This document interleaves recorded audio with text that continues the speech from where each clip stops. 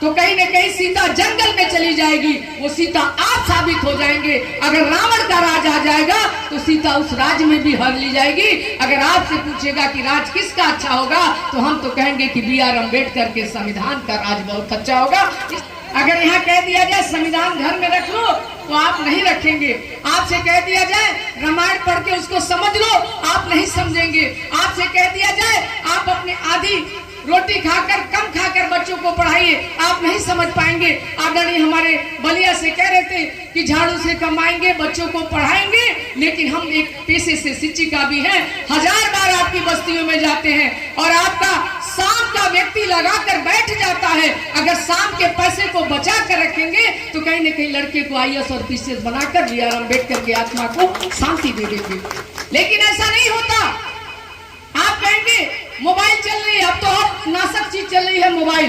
पहले एक प्रश्न होता था कि विज्ञान वरदान है कि अभिश्राप है, तो हम लोग लिखते थे 2 कारण बताइए, तो कभी लाभ और हानि दोनों लिखना पड़ता था। तो ये लगता था कि अभिश्राप है और वरदान है। लेकिन अब देखने में लग रहा है, आप मोबाइल खोलिए और देखिए तो कहेंगे राम आएंगे तो झाड़ू लगाएंगे, राम आएंगे तो अंगना सजाएंगे।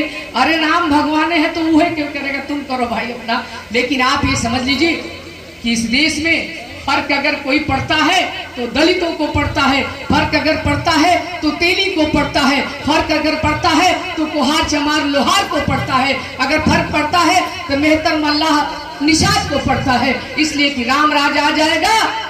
अगर राम का राज होगा तो कहीं न कहीं सीता जंगल में चली जाएगी, वो सीता आप साबित हो जाएंगे। अगर रावण का राज आ जाएगा तो सीता उस राज में भी हर ली जाएगी। अगर आपसे पूछेगा कि राज किसका अच्छा होगा तो हम तो कहेंगे कि B.R. अम्बेडकर के संविधान का राज बहुत अच्छा होगा। इसलिए कि उस राज में अगर तेली का भी बेटा होगा पढ़ने का अधिकार होगा, पंडित का बेटा होगा पढ़ने का अधिकार होगा, चमार का बेटा होगा पढ़ने का अधिकार होगा, लोहार का बेटा होगा तो पढ़ने का अधिकार होगा। हमारे संविधान में जात का कोई भेद नहीं, व्यक्ति का कोई भेद नहीं, किसी को ऊंच और नीच का भेद नहीं। इसलिए हमारे जैसा राज किसी को भी खराब नहीं लगेगा। और यही कारण है कि आज जहां अम्बेडकर जयंती नहीं मनाई जाती थी, आज मुंह के भरे लोग मनाना शुरू कर दिए।